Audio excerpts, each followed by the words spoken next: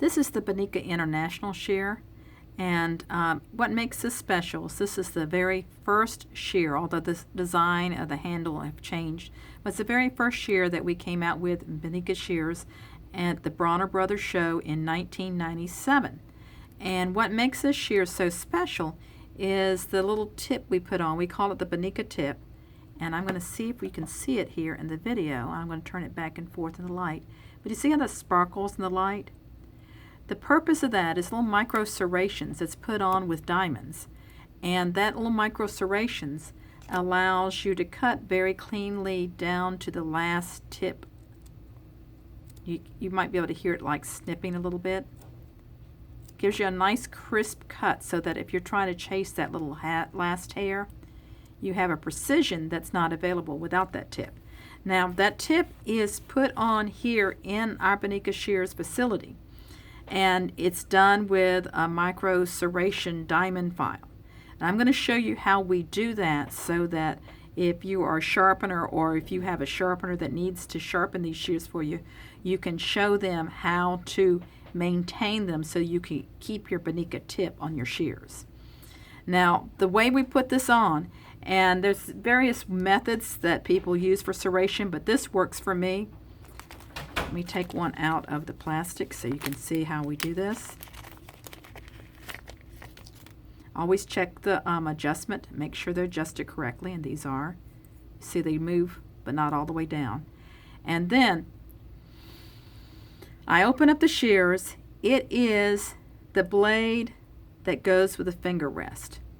It's going to be this blade that has the serration. The reason it's that blade is because when you're cutting in a thumb down position, the correct position, this blade does the moving. This is the still stationary blade.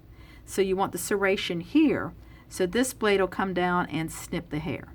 We've experimented different ways, and this seems to work the best. So I'm going to hold this part of the shear in my left hand,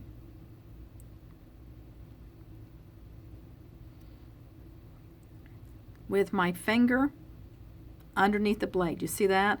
And I actually push my finger down where it's right underneath the blade to give it support. I'm holding the pivot with these two fingers, and I'm putting this in my palm of my hand. Now usually I'm even resting this even more for support on my stomach, or I'll lay it on a table as you see here.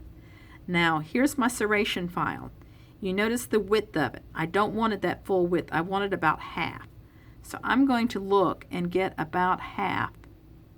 Can you see that? About half of that file on my blade. And I'm not at right angles. I'm a little bit angled down.